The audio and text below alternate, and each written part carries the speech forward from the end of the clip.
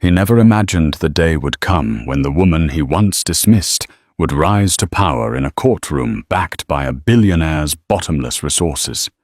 Yet there she was, testifying against him, her voice unwavering her belly, carrying the life he refused to acknowledge. The cameras flashed, capturing his every grimace, and the hushed tension in the room weighed on him like 1,000 secrets.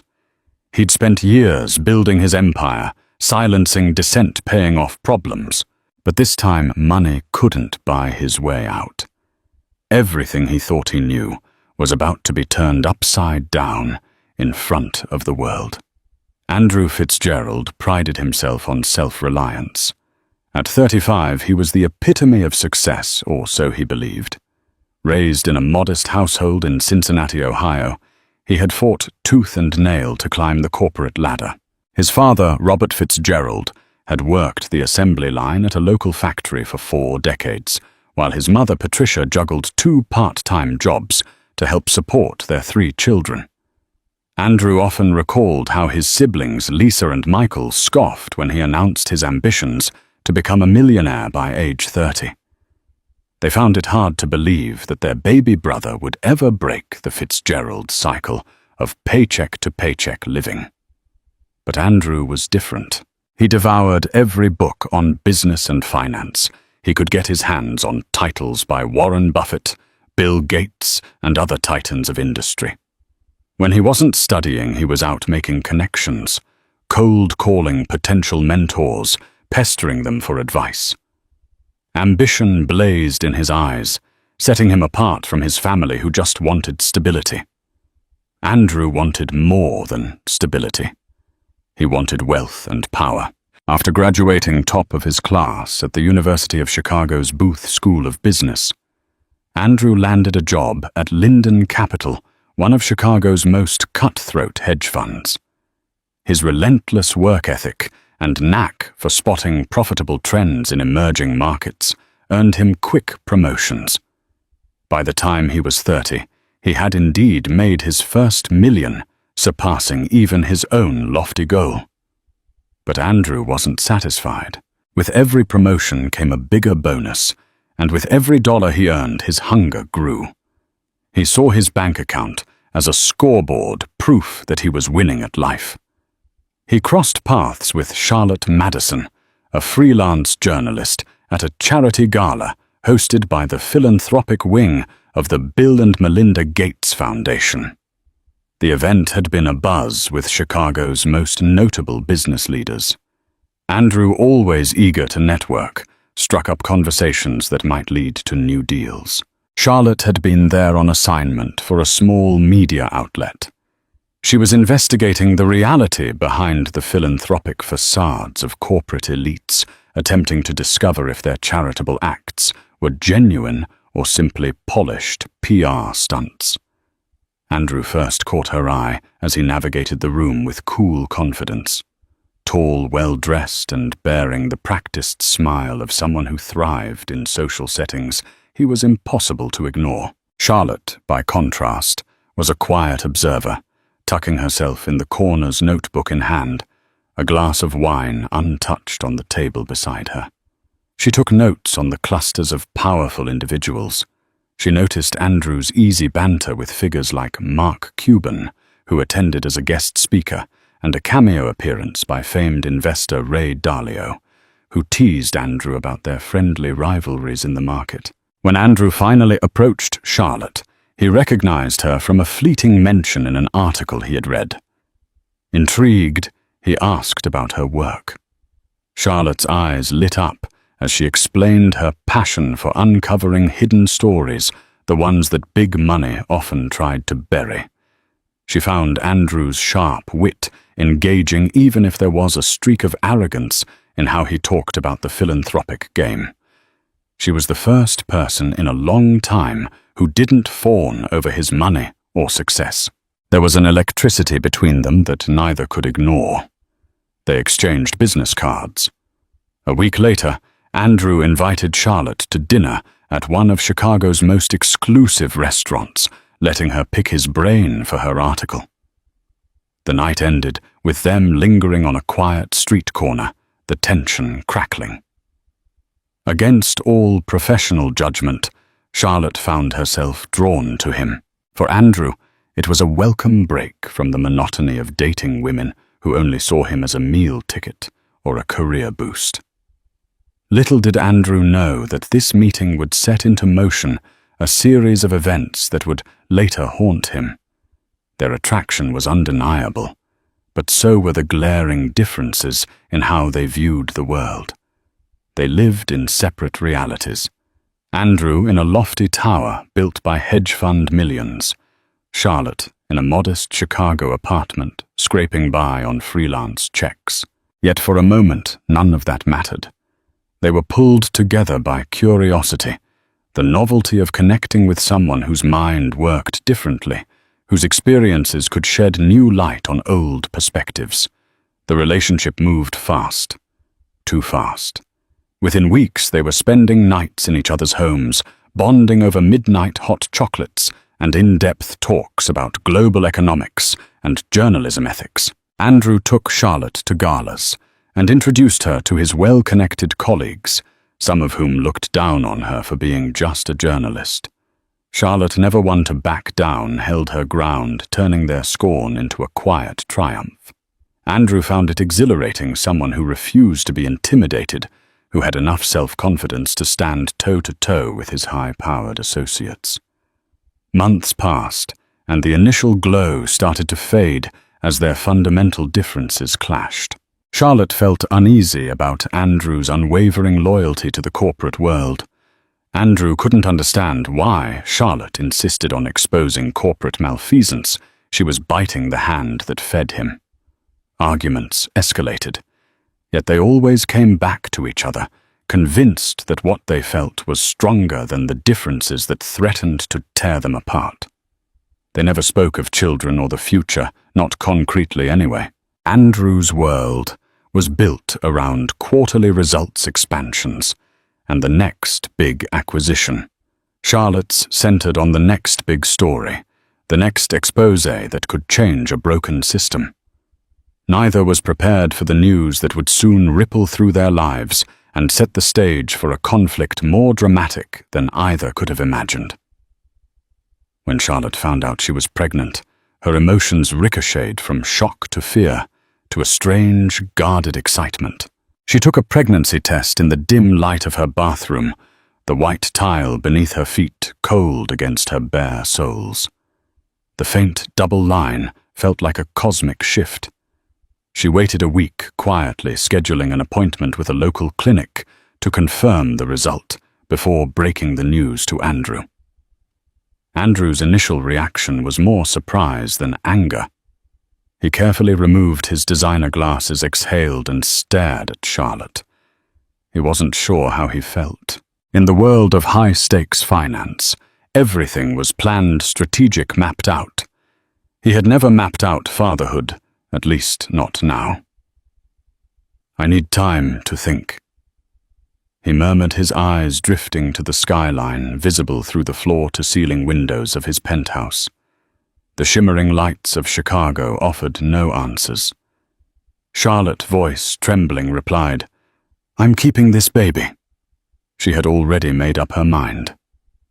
Regardless of Andrew's feelings, this was her child. She had always wanted a family someday.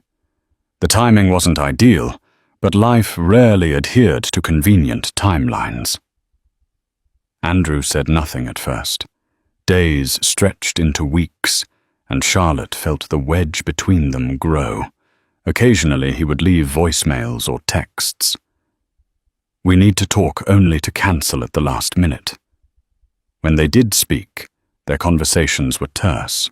Andrew was aloof, promising he'd figure something out, while Charlotte tried desperately to steer him toward the idea of co-parenting. The more she pushed, the more he seemed to shut down. Then came the moment that shattered any remaining hope. Andrew told Charlotte he couldn't risk his future to invest in a child he had never wanted. He spoke in cold business terms, calling it an unplanned liability that might compromise his ambitions. Charlotte was horrified. She had always known Andrew was ambitious, but she never expected him to categorize their child as if it were a miscalculated investment. "She's not a liability.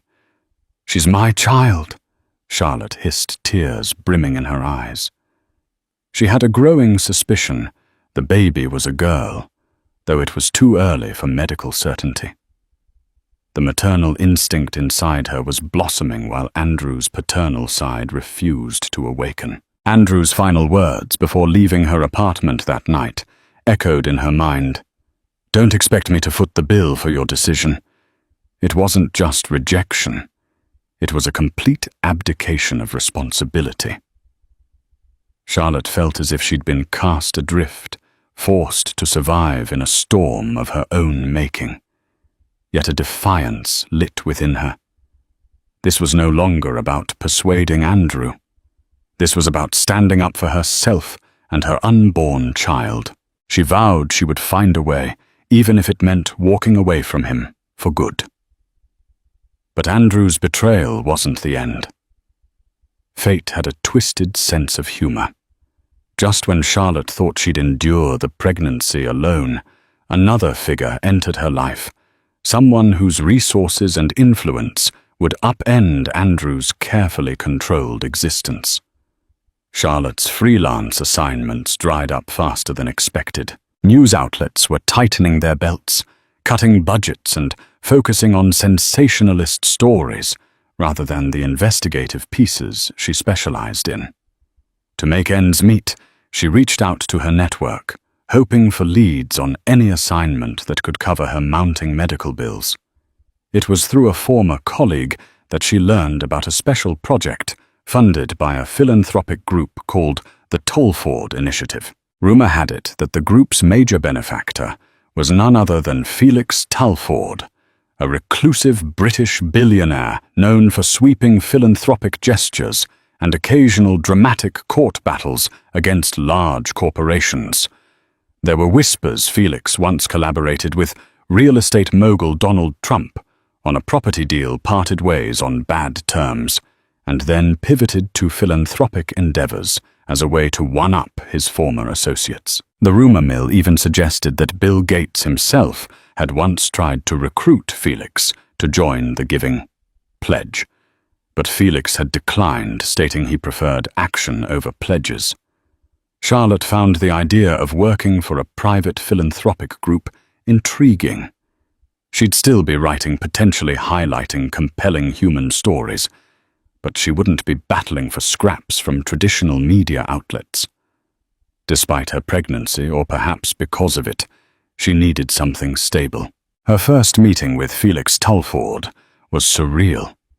It took place in a sleek conference room on the 27th floor of a building in downtown Chicago. Minimalist decor, large windows overlooking Lake Michigan, and a warmth from Felix that she hadn't expected. He was in his late 40s, with a calm smile that reached his blue-gray eyes. Tall and lean, he had a confidence that wasn't loud, but it was undeniable. He listened to Charlotte's story, how she found herself pregnant, how the father refused any support, how her investigative assignments were dwindling. Rather than judge, he simply nodded, peppering her with questions about her journalistic expertise, her passion for uncovering untold truths. It was clear Felix valued integrity above all. To Charlotte's astonishment, Felix offered her a position on the spot. "I can't promise it'll be easy or pay like you're used to, but I believe in your ability to capture stories that matter. You'll lead a new project focusing on social justice, human rights, and corporate accountability." Charlotte was stunned. She glanced down at her belly, anxious about disclosing how her pregnancy might affect her ability to travel or work odd hours. But Felix brushed off her concerns, saying, "We'll figure it out. This child shouldn't stop you from telling the world the stories that need to be told." And so a new chapter began. Charlotte dove into the philanthropic realm, traveling occasionally for domestic assignments, but also working remotely when her morning sickness was too severe. Felix even arranged for her to have an assistant. Petra, a bright graduate student from Northwestern University, who was eager to learn the ropes of investigative journalism. They formed a tight-knit team, gradually unearthing stories of environmental abuses, labor rights violations, and questionable corporate dealings. Their work was rigorous but fulfilling. Over dinners in the penthouse restaurant that Felix sometimes frequented, he would ask Charlotte about her pregnancy, offering quiet support. Never pity. There was a kindness in him that Charlotte hadn't seen in Andrew. Where Andrew spoke in terms of losses and liabilities, Felix spoke in terms of possibilities and hope. He even made sure her health care was covered under the Tolford Initiative's generous benefits. One evening, over a simple meal of roasted vegetables and sparkling water, Felix revealed a more personal side. He shared that he'd grown up in a middle-class family in London, lost his father to a debilitating illness, and swore to use his eventual fortune to improve lives and systems that failed so many. His father's struggle with medical bills had fueled Felix's philanthropic drive. A spark of trust ignited in Charlotte, who opened up about her own upbringing and her complicated relationship with Andrew. She never anticipated how this new partnership might eventually clash with Andrew's ambitions. Nor did she realize that Felix, with his quiet composure, was a formidable opponent with the means and willpower to challenge any threat to Charlotte's or the initiative's well-being. Their synergy as philanthropist and journalist grew into a bond that went beyond boss-employee boundaries. It was a friendship, one that Andrew would soon learn about in the most unexpected and public way. Life for Andrew continued at a breakneck pace. Linden Capital was expanding into risky, high-reward markets. Andrew spearheaded acquisitions that soared in short-term returns, making him even richer. With each new success, his sense of invincibility grew. Occasionally, guilt would gnaw at the back of his mind about Charlotte and the child, but he buried those feelings under piles of spreadsheets and stock tickers. He rationalized that Charlotte had made her choice, and so had he. He even dated around, though never forming any real connection. The moment conversations drifted toward family or future, he'd clam up. He tried not to follow Charlotte's life, but his curiosity got the better of him. Through social media whispers and business gossip, he picked up bits of information she was working for a billionaire philanthropist now. She was investigating corporate misconduct, and she seemed to be thriving, pregnancy and all. Andrew dismissed these rumors, convincing himself Charlotte was exaggerating, using the pregnancy as some twisted leverage for a bigger story. At times, Andrew's friends and colleagues would bring up child support, referencing sensational tabloid stories about millionaires who shirked paternal duties. He'd wave them off, claiming the situation was handled or blown out of proportion. He convinced himself it was better for Charlotte if he stayed away, that he was actually doing her a favor by not interfering. Yet Andrew's web of denial and excuses began to unravel when he found himself staring at an email from the Tolford Initiative requesting Linden Capital's cooperation in an ongoing inquiry into alleged environmental violations by a company under Linden Capital's umbrella.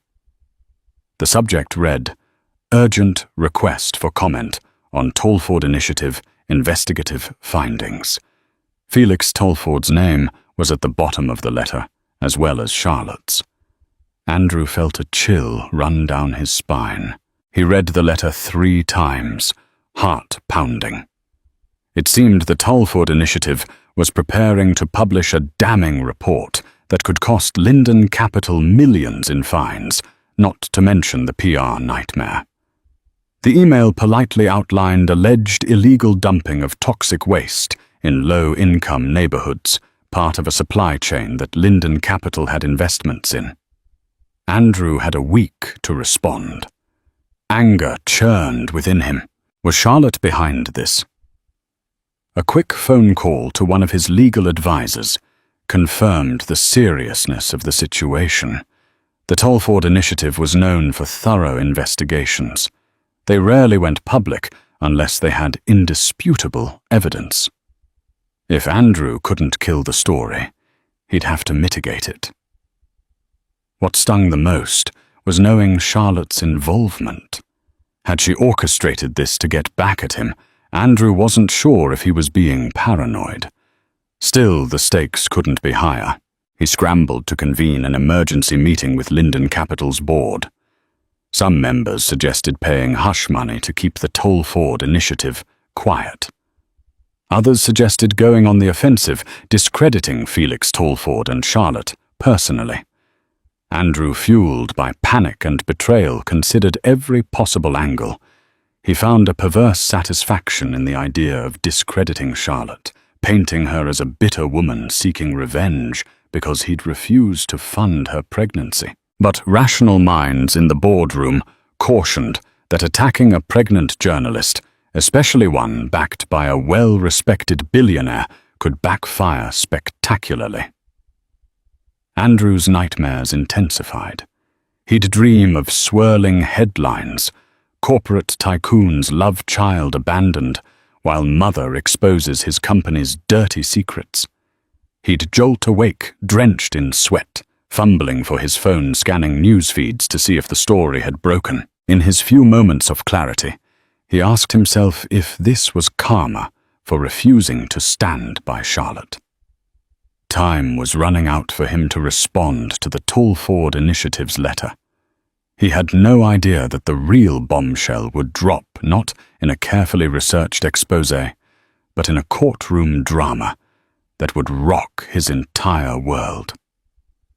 One crisp afternoon, Andrew stepped out of his office to grab a breath of fresh air. The bustling city noise offered a strange comfort, a reminder he was still in the real world. He turned the corner of the building when a young woman, eyes downcast, approached him. "Mr. Andrew Fitzgerald?" she asked quietly. Andrew nodded, frowning. In her hand was a manila envelope. "You've been served," she said, passing him the envelope. Before Andrew could ask questions, she scurried away, leaving him standing on the crowded sidewalk, stunned. Inside the envelope was a legal summons. Charlotte was taking him to court for paternal support, naming him as the father of her child. She claimed he had refused to acknowledge any responsibility, and she was well within her rights to seek financial and emotional support. Andrew's heart pounded. The test date was scheduled 3 weeks away, and the summons strongly suggested a paternity test and financial disclosures. Andrew's first phone call was to his lawyer. A second later, he texted Charlotte in a rage. "How could you do this? We could have settled this privately." He never got a reply. Instead, a day later, he received a formal letter from the Tolford Initiative's legal team, stating Charlotte would no longer communicate with him outside of official channels. The following weeks were a blur of tense strategy sessions with Andrew's legal team. They debated how to frame his defense. One suggested casting doubt on Charlotte's credibility, but Andrew balked. It was too risky. Another proposed a settlement, but Andrew's pride refused. He felt cornered, humiliated. By now, rumors circulated among his peers. The father of Charlotte's child was the same man at the helm of Linden Capital, the same man who might face environmental lawsuits thanks to Charlotte's investigative findings. The impending court date loomed like a thundercloud. Andrew's personal brand was at stake. For so long he had believed that with enough money, any problem could be solved. This time the problem was a living, breathing child.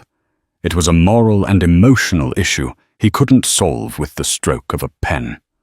In a bizarre twist, the environmental scandal overshadowed the paternity suit. Andrew's legal team juggled 2 crises, each one threatening to topple him. Meanwhile, Charlotte's influence grew under Felix Tolford's mentorship. She landed interviews on respectable media platforms, discussing corporate responsibility, never once mentioning the father of her baby. Yet that subtlety did not diminish the tension. The media loved whispering about who the father might be, fueling speculation that the big reveal would come in court. As the court date approached, Andrew found himself in a sleepless daze. He paced his penthouse, ignoring calls from anxious board members at Linden Capital. He wondered if Charlotte was going to bring Felix Tolford as a witness. The idea felt surreal, two unstoppable forces aligning to destroy him. The courthouse buzzed with reporters. Word had leaked about a mystery father and the presence of a philanthropic billionaire supporting the mother. Camera crews lined the steps, eager for a glimpse of the parties involved. Andrew arrived in a tailored navy suit, flanked by his attorneys, trying to maintain composure amidst the flash of cameras. Onlookers whispered rumors pointing at him. Then came Charlotte, looking poised in a simple black maternity dress, her baby bump impossible to ignore. She walked confidently, her chin high. Beside her was a soft-spoken older man in an impeccable grey suit, Felix Tolford. Murmurs rose among the reporters. Could it be that the rumoured billionaire was here in person to back Charlotte's legal battle? Andrew felt a surge of indignation. Felix Tolford didn't belong in this personal matter. Yet there he was, guiding Charlotte past the throngs of media, ignoring shouted questions about the nature of his involvement. The scene felt absurd, like a plot twist in a theatrical drama. Inside the courtroom, Andrew's lawyer attempted to argue that Charlotte's claims were unsubstantiated and that the paternity test results needed to be established before any talk of support. Charlotte's side calmly agreed. Their position was simple. If Andrew was the father, then the child deserved both emotional and financial care. The judge ordered a paternity test, setting a follow-up hearing in a month. Andrew was relieved to know there'd be at least some breathing room. But the real shock came after the short session ended. As they exited the courtroom, Andrew watched as Charlotte and Felix Tolford engaged in a brief conversation with a group of reporters. Felix stepped forward, his voice measured. "I'm here today to support a personal friend, Ms. Madison, in her quest for justice. We believe in accountability and responsibility, whether it be in the corporate boardroom or in family matters. The Tolford Initiative supports Charlotte's commitment to ensuring her child receives proper care and recognizes her right to hold any relevant party accountable." Andrew seethed. He stormed past a cluster of reporters, ignoring their questions. How dare Felix Tolford, a man Andrew barely knew, involve himself so publicly?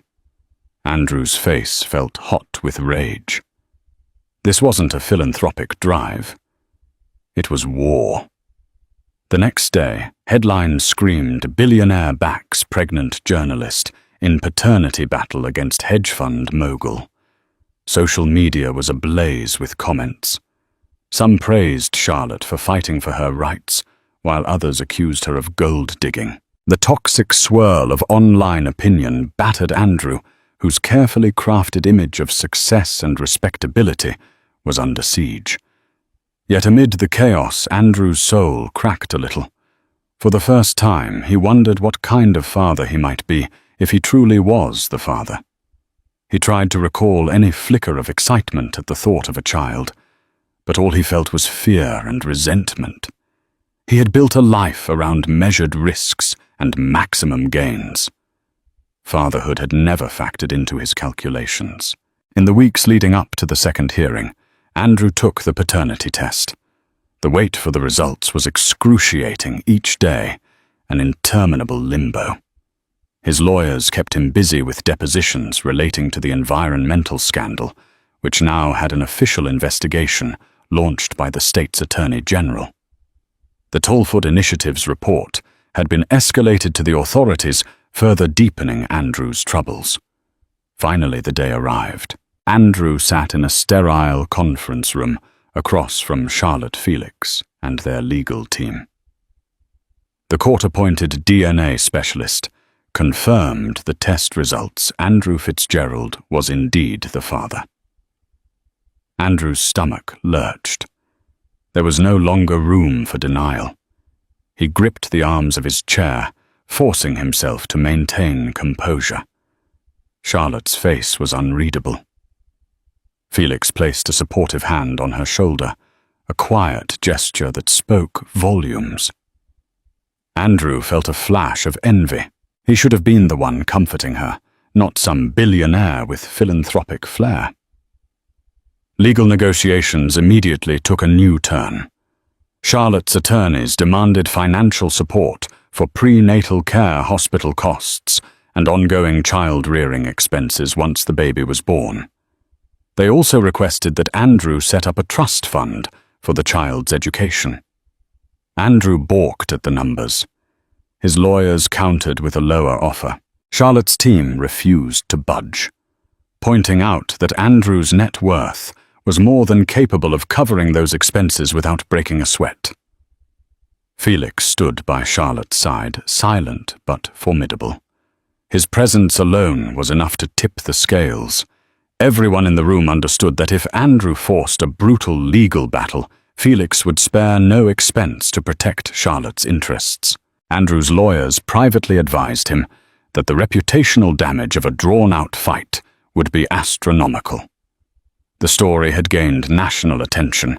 Any attempt to paint Charlotte as a grasping opportunist might backfire, given the moral high ground she possessed. With a nauseous resignation, Andrew agreed in principle to most of the financial terms. Yet even as he signed preliminary paperwork, he felt bitterness coil in his gut.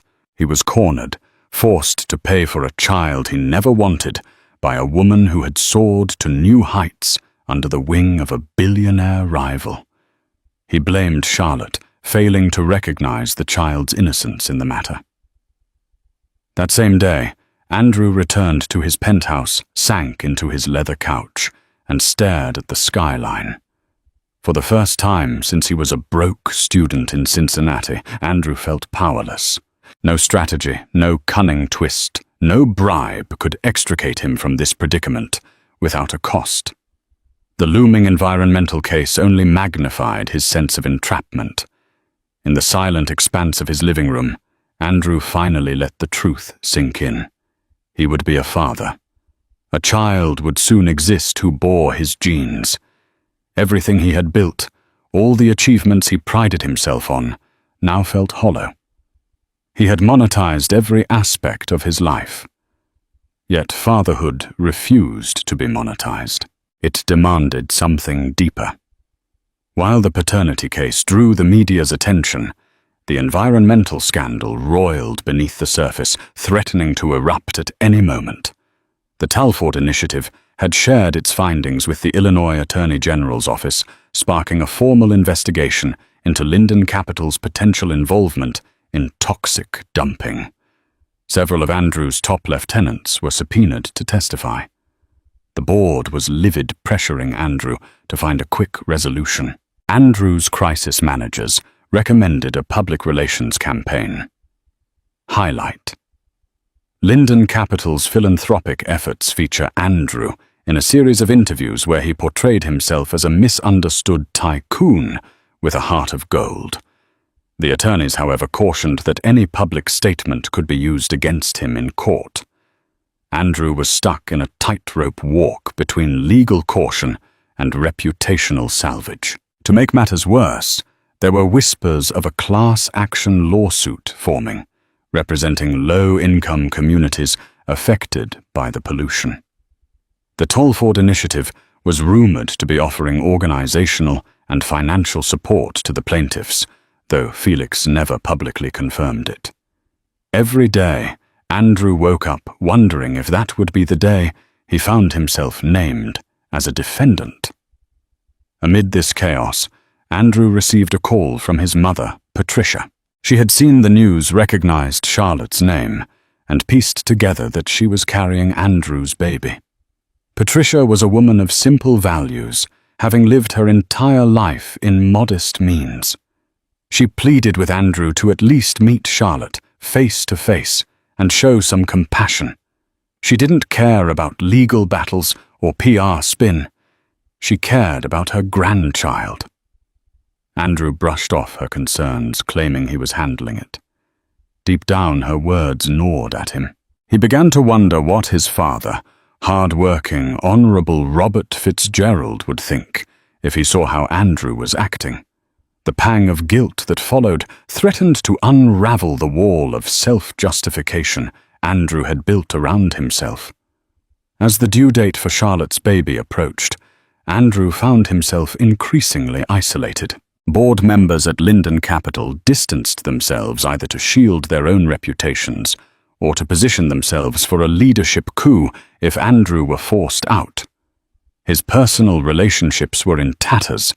He'd broken off casual dalliances that offered no emotional support. Even old friends found him too toxic to associate with publicly. One afternoon, Andrew sat in a nearly empty corner booth at a dimly lit bar. Unable to face the opulence of high-end clubs, he had retreated to anonymity. He sipped a whiskey neat, lost in thought, when someone slid into the seat across from him. It was Nathan Halliday, a former colleague from Andrew's early days at Linden Capital. Nathan had left the firm to start his own socially responsible investment fund, a choice Andrew had once mocked. Now Nathan was one of the few people who approached Andrew without condemnation or condescension. "I heard about everything," Nathan said gently. "Rough times." Andrew nodded, swirling the amber liquid in his glass. Nathan offered a sympathetic smile. "Look, you probably don't want advice from me, but I'll give it anyway. Stop fighting. Do the right thing. Support your child. Take responsibility for the environmental mess if your firm really is at fault, and rebuild from there." Andrew bristled. "That's easy for you to say. You don't know the pressure I'm under." Nathan sighed. "Pressure is part of life. How we respond defines us. Let me tell you something: investors and employees can smell desperation. They also respect a leader who admits mistakes. Right now, you're clinging to illusions of control. You need to face reality." The conversation left Andrew off balance. Part of him wanted to dismiss Nathan's words as naive moralizing. Another part recognized the truth in them. The Andrew Fitzgerald of a decade ago had been hungry, determined, but not cruel. He had believed in some form of ethical boundary. Where had that belief gone? As Andrew parted ways with Nathan, an uneasy sense of introspection settled over him. It haunted him all the way home, seeping into his restless sleep. Late one evening, Andrew's phone vibrated. It was a message from Charlotte's lawyer requesting an urgent conference call. Confused, Andrew dialed in. Charlotte's calm but firm voice greeted him. "My water broke early," she said. "I'm heading to the hospital now." Andrew's mind went blank. The baby wasn't due for another 2 weeks. Words caught in his throat, but Charlotte continued. "You don't have to come. I just wanted you to know." 1,000 thoughts raced through Andrew's head. He had the legal right to be there, but Charlotte had every reason to bar him from her presence, given how he'd treated her. Without thinking, he grabbed his coat and bolted out the door. For the first time in months, his actions weren't dictated by lawyers or public relations. They were dictated by an urgent, primal call. His child was about to enter the world. The hospital corridors smelled of antiseptic and stale coffee. Andrew approached the reception breathless and was directed to the maternity ward. Charlotte was in a private room, arranged by Felix Tolford. When Andrew finally saw her sweat-drenched hair framing her tense face, his heart twisted. Felix stood on the opposite side of the bed, giving Andrew a sidelong glance, measuring. Hours blurred. Charlotte was in labor, moaning through contractions. Andrew hovered awkwardly, unsure if his presence was wanted. At one point she screamed, and he instinctively reached out to steady her hand. In that moment, she gripped his fingers with a force that belied her exhaustion. The two locked eyes, and for a breath, the lawsuits and animosities vanished. Felix stepped back, allowing Andrew to play his role. Despite the tension, it felt right for the father to be at the mother's side in this most primal moment. Nurses and doctors buzzed in and out, offering reassurance. Andrew stayed encouraging Charlotte to push counting through contractions, focusing on her face to keep her calm. Tears streaked her cheeks. He whispered apologies she could barely hear above her own cries. When the baby finally arrived, a girl, as Charlotte had suspected, the doctor announced her, with a jubilant, "It's a beautiful baby girl." The newborn's wails tore through the room, an echo of fresh life that drowned out the months of bitterness. Andrew found himself trembling. Charlotte, panting, managed a tired but triumphant smile. Felix offered a quiet nod, stepping away to give them space. A nurse asked if Andrew wanted to cut the umbilical cord. Unsure, he nodded, hands shaking as he took the scissors. The moment felt surreal, an irreversible act that bound him to this small, crying life forever. The baby was placed gently in Charlotte's arms, swaddled in a soft blanket. Andrew peered down at his daughter's scrunched face, overcome by a tidal wave of emotion he didn't fully understand. She was so fragile, so innocent. All his rationalizations about not wanting a child crumbled under the weight of her tiny existence. The idea that he had ever considered her a liability felt monstrous. Charlotte's face softened. She glanced at Andrew, tears brimming, and simply said, "Do you want to hold her?" Without waiting for his response, she delicately passed the baby into Andrew's unsure arms. The infant's cries ebbed slightly, as though sensing something familiar in Andrew's shaky presence. In that instant, Andrew Fitzgerald's world shifted. Whatever illusions he'd held about being in control, about money and success defining his worth, faded in the glow of this new, perfect life. He cradled his daughter against his chest, a single tear slipping down his cheek. For the first time in ages, Andrew felt both completely vulnerable and deeply alive. Mother and baby rested in the hospital room, the ordeal of labor behind them. Andrew lingered, reluctant to leave. Charlotte's exhaustion was evident, her eyes fluttering, but a hint of relief curved her lips. Felix approached quietly, offering Andrew a polite nod. In another life, they might have been allies, billionaire and hedge fund manager, bridging philanthropy and finance. In this one, they were entangled in a personal and professional storm. Felix suggested stepping outside to let Charlotte rest. Andrew followed him into the hospital corridor. The sterile white walls pressed in on them as they stood face to face, the hum of overhead lighting the only sound. "She's a brave woman," Felix said. "She's been under tremendous stress these past months. I hope you realize that." Andrew's throat felt tight. "I do. I also realize I could have done things differently. But it's complicated." Felix took a measured breath.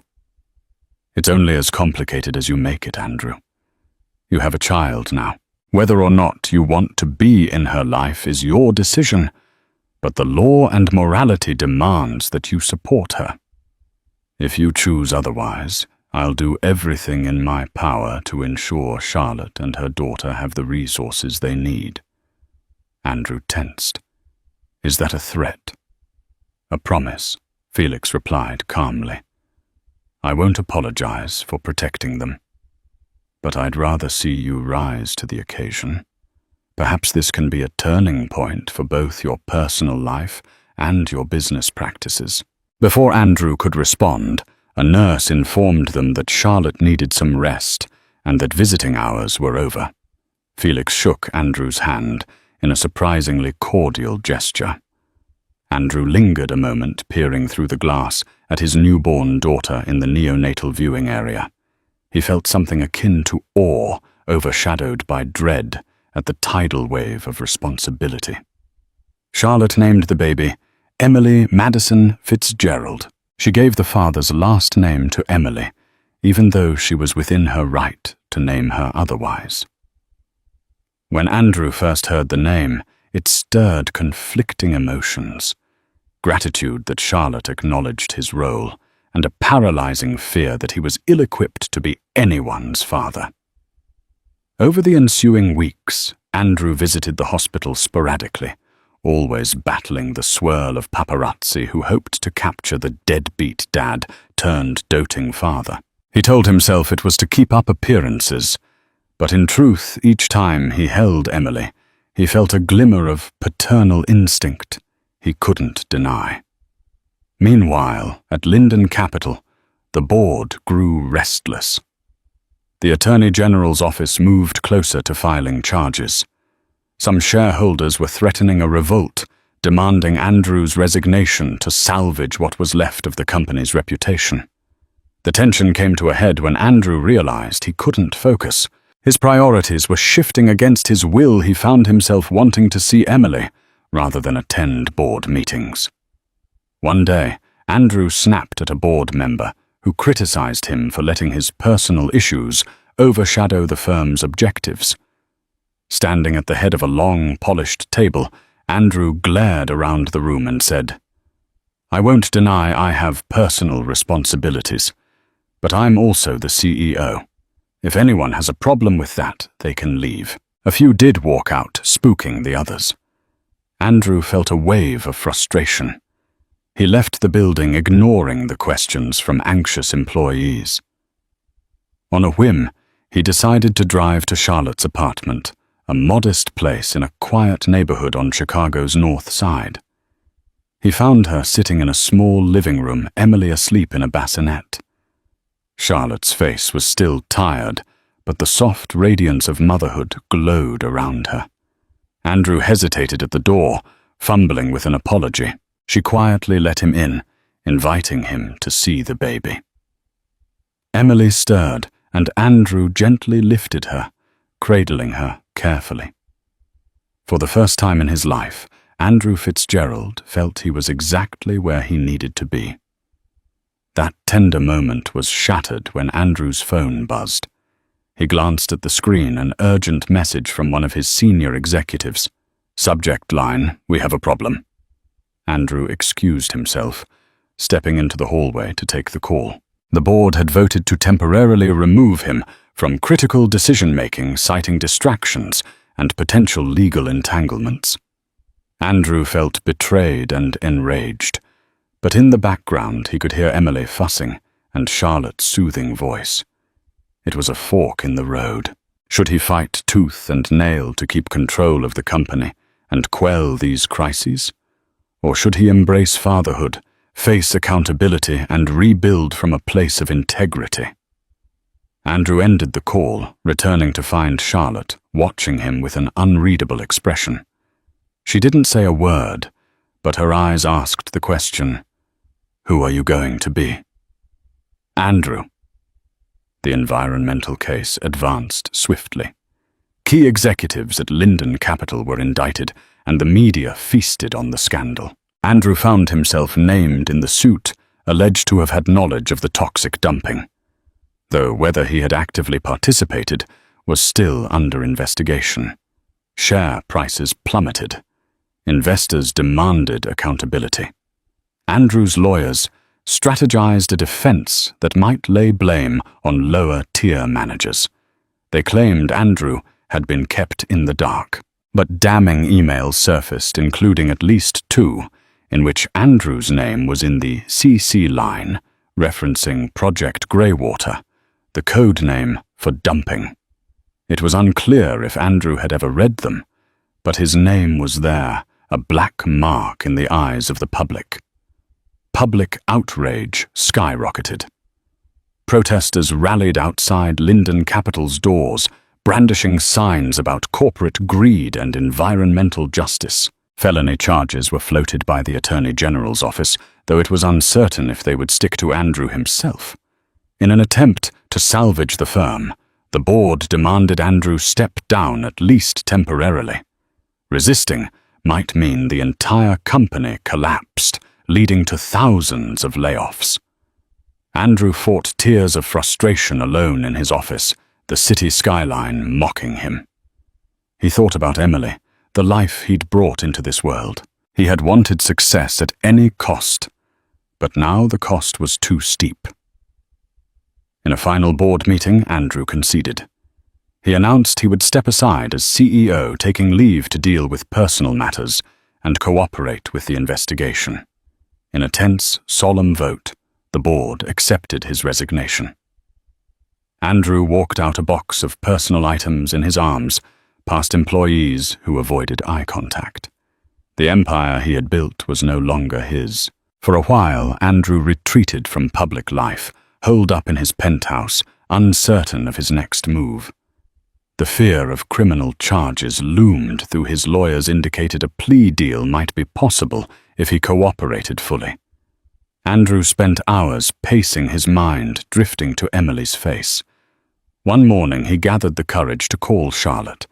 She answered, her voice neutral. He asked if he could see Emily. After a long pause, she agreed on the condition. He come to them no chauffeurs, no pretense. When he arrived at her apartment, Andrew was startled by how modest it was, a far cry from his opulent lifestyle. Yet there was warmth in every corner, a baby swinger playmat, pictures of Charlotte's family on the mantel. Emily was napping in her bassinet, tiny hands curled into fists. Charlotte offered him coffee, and they spoke in hushed tones so as not to wake the baby. Hesitantly, Andrew apologized, not just for refusing financial support, but for dismissing Charlotte's needs, and for how he had let his ambition blind him. She listened, eyes revealing both hurt and cautious hope. "I'm not asking you to forgive me," Andrew said quietly. "I just want to do better. For Emily." Charlotte considered him.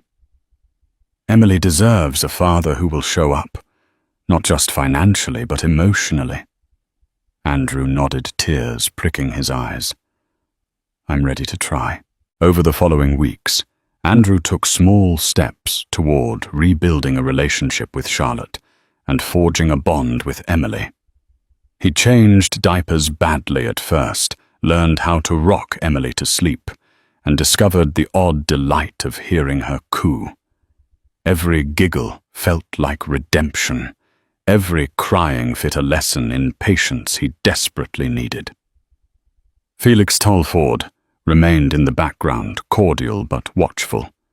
He offered no apology for his earlier stance. Andrew couldn't blame him. Felix had acted in Charlotte's best interest, something Andrew was only beginning to understand. Eventually, the paternity suit evolved into a formal hearing on child support and custody. Despite Andrew's newfound willingness to participate, the legal wheels had to turn. The media turned out again in droves, itching for a dramatic finale. Andrew arrived at the courthouse differently this time. No entourage, no posture of defiance. He looked more like a man humbled by circumstances than a corporate titan. Charlotte sat at a table with her attorney. Felix was present, but merely as moral support. During the proceedings, Charlotte's lawyer acknowledged Andrew's voluntary financial contributions made since Emily's birth, including the establishment of a trust fund. They cited Andrew's resignation from Linden Capital as evidence he was taking steps to address the environmental scandal. Andrew's lawyer emphasized his commitment to being involved in Emily's life. The judge, stern and pragmatic, finalized the child support arrangement, ensuring Emily's future was secure. Visitation rights were set, with Charlotte retaining primary custody until Emily was older. An additional clause required Andrew to participate in parenting classes and therapy sessions, a measure intended to facilitate his transition into fatherhood. As the gavel came down, the case ended more anticlimactically than the media had hoped. There were no fiery speeches or dramatic breakdowns. Instead, there was the solemn weight of an official record. Andrew Fitzgerald was recognized as Emily's father, legally bound to support and nurture her. Stepping out of the courtroom, Andrew came face to face with the throng of reporters again. But this time, he offered a simple statement. "I love my daughter. I will do what's right for her and her mother. I ask for privacy as we move forward." Felix and Charlotte stood to one side, quietly observing. The flash of cameras lit the moment like a surreal stage. Then, with measured steps, Charlotte walked over. She handed Emily now a bright-eyed infant, curious about the noise, to Andrew. Cameras went wild, capturing the father holding his daughter, the mother standing beside him, and the billionaire who had made it all possible in the background. Thus concluded one chapter in their lives. Yet another was just beginning. Thank you for joining us on this emotional roller coaster, a story of love, betrayal, and unexpected redemption. Andrew Fitzgerald's rise and fall remind us that success without integrity can lead to ruin, while true victory often lies in taking responsibility. Charlotte Madison's unwavering resolve shows the strength it takes to stand up for what's right, even when it means challenging a powerful adversary. Felix Talfourd's quiet but unyielding support underscores that genuine wealth is measured by the difference we make in others' lives. If this story resonated with you, please take a moment to like this video. Share it with friends who might need a spark of courage, and subscribe to our channel for more captivating tales. Your support helps us continue to bring you stories that reflect life's toughest challenges and the resilience within us all. Thank you for watching, and see you next time. In a hushed courtroom packed with onlookers, Judge Karen Russell's voice rang through the tension. "Mrs. Carlyle, if you are pregnant, we need to know who is the father." The gasp that followed her question seemed to shake the walls. "Lily." Carlyle glanced at her husband, billionaire magnate Andrew Carlyle, whose clenched jaw spoke volumes. Across the aisle, Andrew's glamorous mistress Sabrina Miles tried to maintain her composure but was visibly trembling. Then Lily spoke the words that changed everything, igniting a firestorm of shock and accusations. The response was so explosive that Sabrina stormed out of the courtroom, slamming the door with a resounding echo. The city of Westbridge was no stranger to wealth and grandeur. Nestled between rolling hills and a glistening river, its skyline boasted modern architecture mixed with classic brick buildings that stood as silent witnesses to the shifting tides of power. The Carlyles were the talk of this opulent community. Andrew Carlyle, a man of imposing height and a mind so sharp that he had made his first million by age 25, was one of the city's most prominent figures. His company, Carlyle Innovations, specialized in renewable energy and had grown from a humble startup to an international behemoth valued at billions. Magazine covers regularly featured Andrew's stern yet confident profile, lauding him for his philanthropy and business acumen. Reporters hailed him as a visionary, someone who wanted to change the world for the better. But behind the carefully curated images and well-rehearsed interviews lay a man who battled demons of ambition. Andrew's desire to climb higher sometimes overshadowed his family life, and cracks in his once perfect marriage began to appear. Andrew's wife, Lily Carlyle, was different from many socialites in Westbridge. She was soft-spoken with warm brown eyes and a keen intellect hidden behind her gentle manner. People often underestimated her, mistaking her gentle demeanor for naivety. Yet Lily had the soul of a fighter, shaped by adversity from a young age. Orphaned by a fire that destroyed her childhood home. Lily learned resilience early on, although she rarely broadcasted her personal history. She was no stranger to heartbreak and survival. Lily and Andrew met in college at a networking event for entrepreneurial students, albeit from different spheres. He was the star speaker. She was the curious listener. Sparks flew from the moment he stepped down from the podium to answer her one question about solar panel design. Intrigued by her thoughtful query, Andrew asked Lily to coffee. That simple invitation bloomed into a whirlwind romance that culminated in a lavish wedding 2 years later. For a while they were the golden couple, beautiful, charitable, and admired. Lily's radiant smile and Andrew's driven ambition made them a power duo in Westbridge. High society galas where routine fundraising events were the norm, and the Carlyles became synonymous with both modern philanthropy and innovation. Yet the chain of events that would lead them into a courtroom was brewing silently like a storm gathering on the horizon. Whispers about Andrew's late-night meetings and sightings of him escorting a mysterious woman to exclusive dinners circulated among society's rumor mill. Still, Lily and Andrew appeared side by side at gala events, forging a united front. Beneath the veneer, Lily's suspicions grew, and with them her heartbreak. Was Andrew's unwavering focus on business the only explanation for his late hours?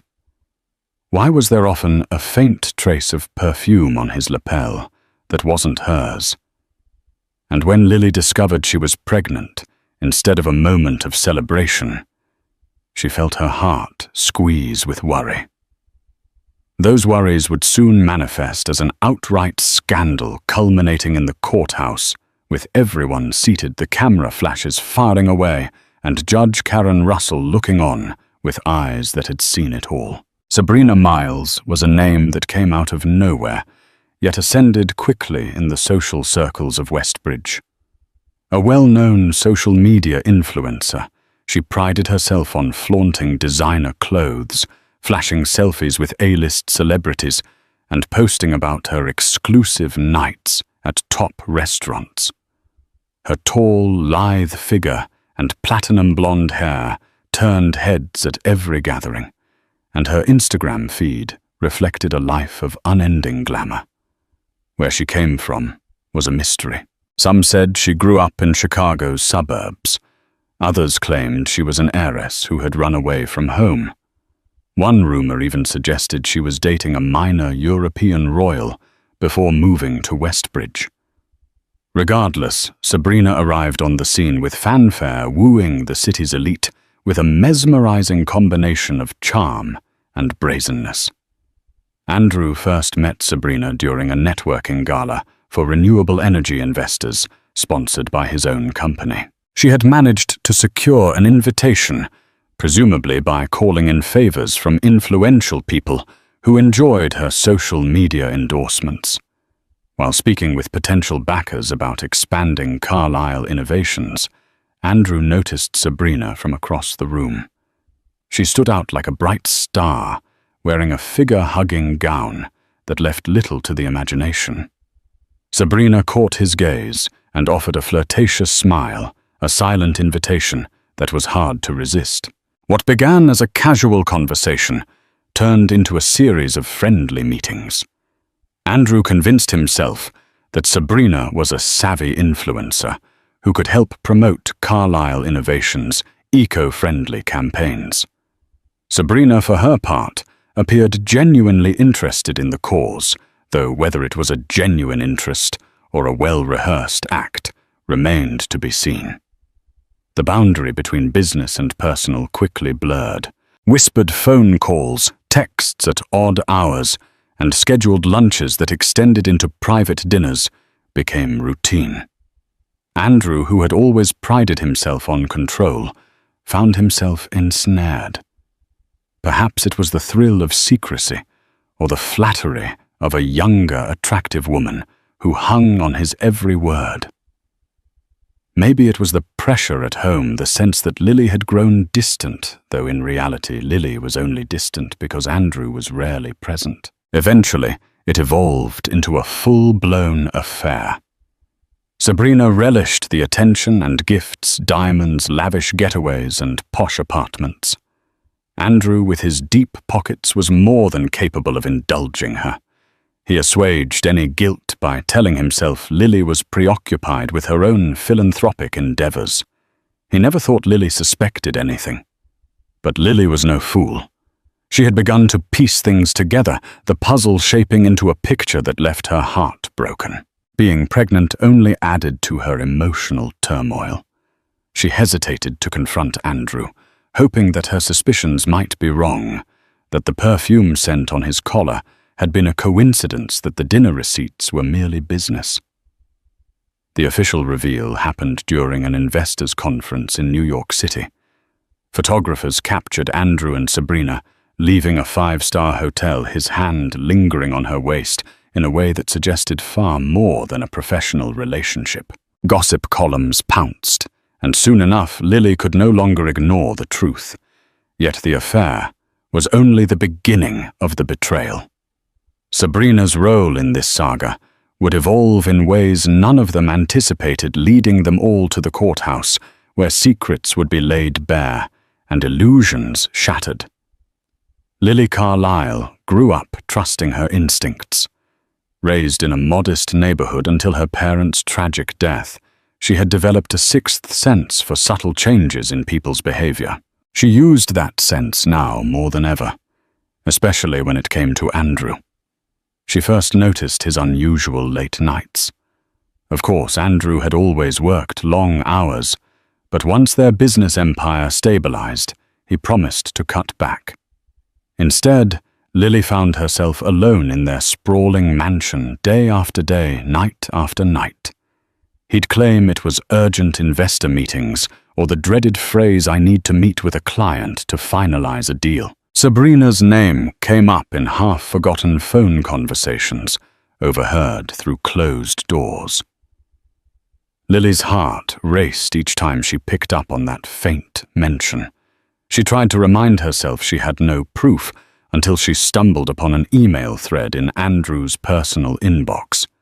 A quick glance showed the subject line, "Next rendezvous."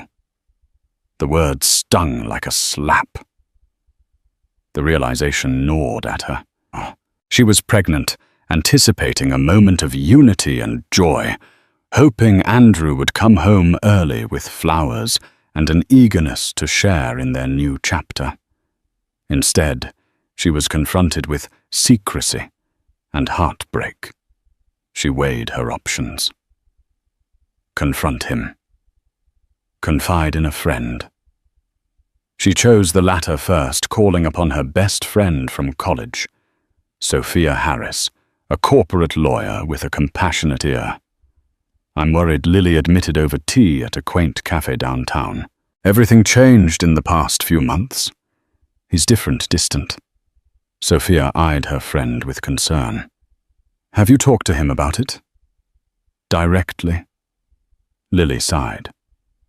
"No. I kept hoping it was just a phase.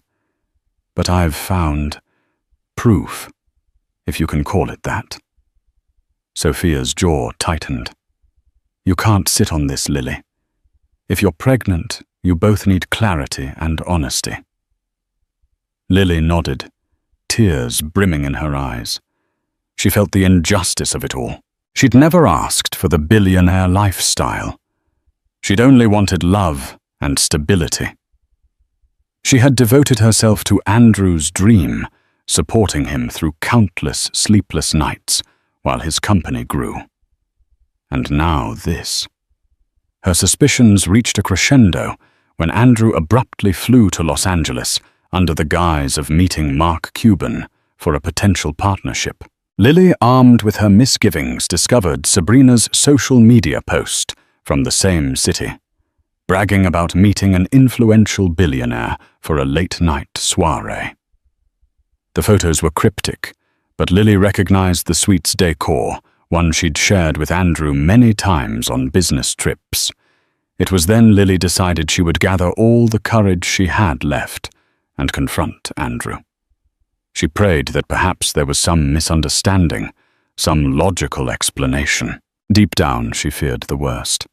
What Lily didn't expect was that the confrontation would lead to a public trial, nor did she imagine the fatherhood of her unborn child would become a question for the entire city to speculate upon.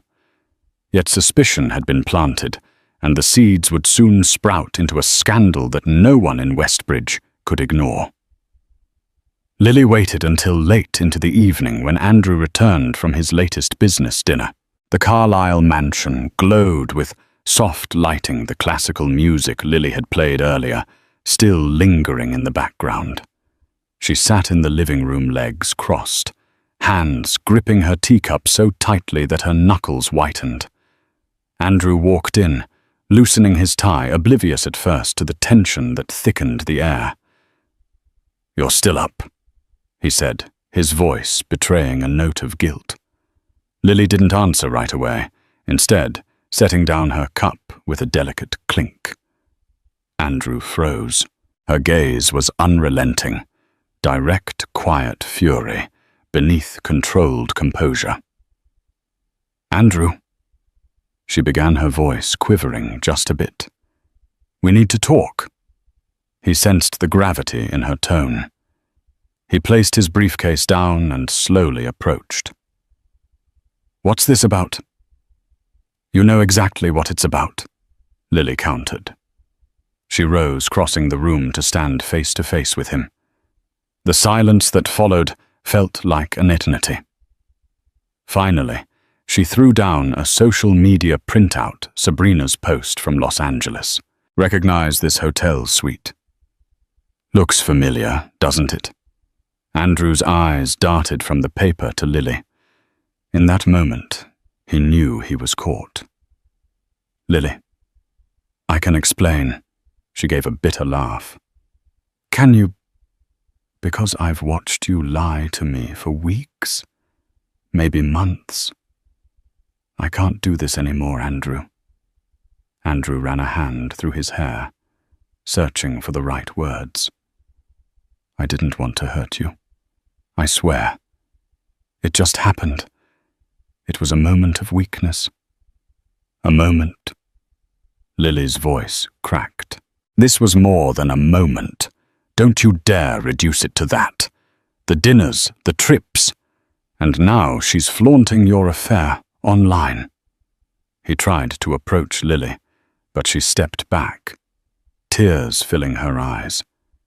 "You know I'm pregnant," she said softly, her voice trembling. "I thought we'd be celebrating." Andrew's face paled. "Pregnant? Why didn't you tell me?"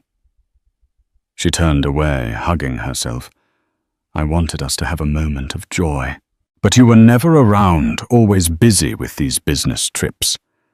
And now, with Sabrina, I couldn't bear it." His eyes filled with a mixture of shock and regret.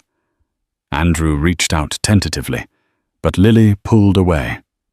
She felt humiliated and betrayed, yet her love for him warred with her anger.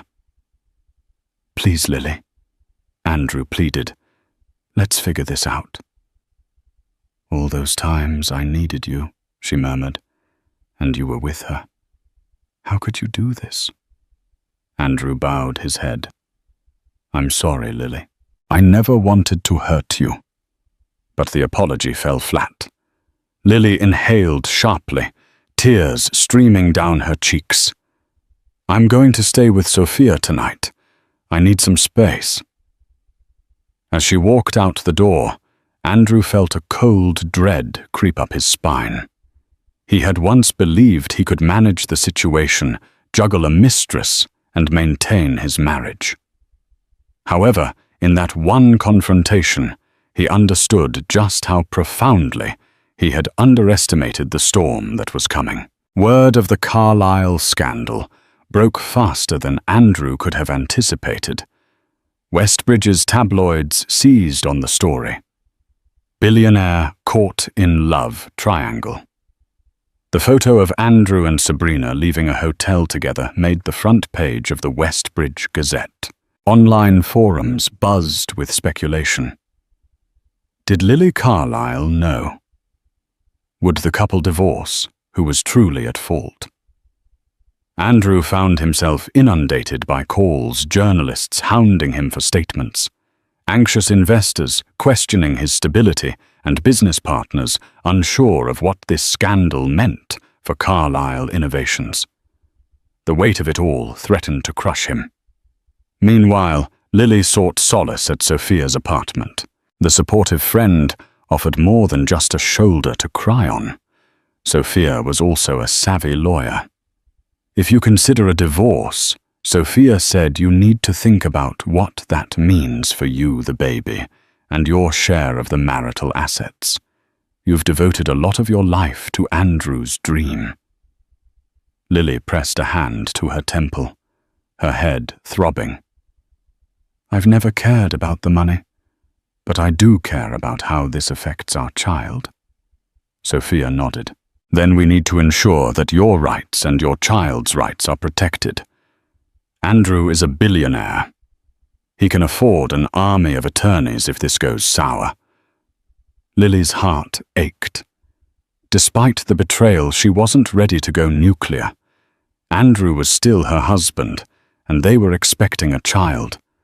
But every time she remembered Sabrina's smug face on social media, a fresh wave of anger and sorrow washed over her. Andrew tried to reach Lily multiple times, sending long messages begging for a meeting.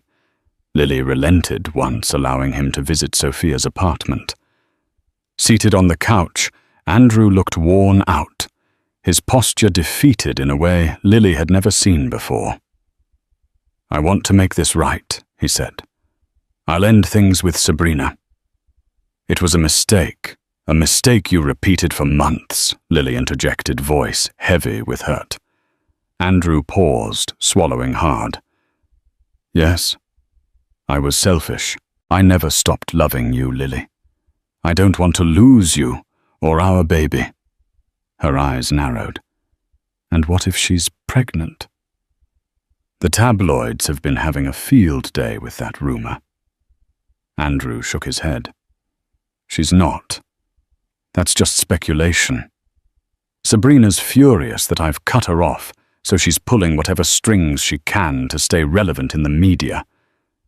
I promise you, Lily, there's no baby with her. Lily cast her gaze down her heart, torn between anger and longing for the life they once shared. I need time, she whispered, and you need to respect that. Andrew slowly reached for her hand, but Lily pulled away, tears glistening in her eyes. I'm staying here until I figure out what's next, she said. He nodded, a flicker of hope in his eyes. Take all the time you need. But a quiet dread lingered between them. The swirl of rumors, the escalation in the press, things were moving quickly, and no one could foresee the ultimate showdown looming in the courthouse. If Andrew had hoped to resolve things discreetly by cutting ties with Sabrina, he underestimated her vindictiveness. Outraged by his attempts to end their affair, Sabrina took to social media with cryptic statements aimed at fueling the rumor mill. She posted a photo of a positive pregnancy test, followed by the caption, "Not all secrets stay hidden forever." The city went into an uproar. Online forums exploded with theories. Was Sabrina pregnant with Andrew's child? Was Lily's baby even? Andrew's. The speculation turned uglier by the minute, damaging not only Andrew's reputation, but also his company's standing. Carlyle Innovations saw stock prices dip amid concerns over management stability. Sabrina's next move was even more audacious. She publicly threatened legal action. She claimed Andrew had promised her a penthouse and a substantial settlement if he ever walked away. She also hinted that she had evidence of questionable financial transactions, insinuating she could ruin him if he didn't comply with her demands. To quell the chaos, Andrew's legal team, headed by the formidable attorney James Bulldog Moriarty, drafted a cease and desist letter. They demanded Sabrina retract her statements and cease slandering Andrew. But the influencer's thirst for publicity and potential wealth had become insatiable. She refused. Lily read the headlines in horror. "Andrew Carlyle's mistress demands millions," said one. Another proclaimed, "Love triangle reaches breaking point."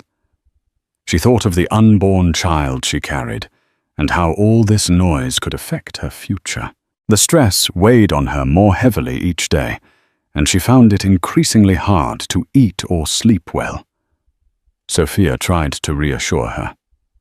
"Look, Sabrina hasn't provided any actual evidence of pregnancy beyond a picture of a test we can't verify. We can challenge that in court. And if Andrew says it's not his, he can demand a paternity test." Lily nodded, but worry gnawed at her. "Sabrina seems desperate," she said. "A person that desperate can create chaos." The next day, Lily's worst fears inched closer to reality. Sabrina filed a lawsuit claiming emotional distress breach of promise and defamation, accusing Andrew of manipulative behavior that had impacted her mental health. She demanded compensation to the tune of 8 figures. Suddenly, Andrew faced both a personal and legal storm. And in a cruel twist, Sabrina's legal team suggested questioning Lily's pregnancy. If Sabrina really was pregnant, how could they be sure Andrew was the father of Lily's baby and not someone else? The rumors online took that insinuation and ran with it, fueling endless gossip that Lily might have had an affair of her own to retaliate. Lily felt trapped, as though she had lost control of her own narrative. She wished she could simply vanish, take her unborn child, and find peace far away. But Andrew pleaded with her to stand by him, at least publicly. He promised that once this fiasco was over, they could start fresh. In a moment of raw honesty, Lily admitted to herself that despite the betrayal part of her, still yearned for the dream of a family with Andrew. And so, against her every instinct to run, Lily agreed to attend the first court hearing. The stage was set for a showdown that would leave Westbridge breathless. The first court hearing was a preliminary one meant to address Sabrina's lawsuit and Andrew's countersuit for defamation. Judge Karen Russell, a no-nonsense figure with steel-grey hair, presided in her black robe with the stern composure she was known for. Beneath that formality, though, lay a sharp wit that had unraveled more than a few cunning litigants over the years. Sitting at the plaintiff's table, Sabrina Miles looked every bit the celebrity, wearing designer sunglasses atop her head and a statement dress that hugged her figure. Her lawyer, a slick man named Garrett Bloom, exuded confidence. Opposite them, Andrew and his defense team, led by James Moriarty, were poised and serious. Lily sat beside Andrew, but kept her hands folded on her lap, her anxiety evident. The courtroom was packed with reporters and curious onlookers, all craning their necks for a glimpse of the drama.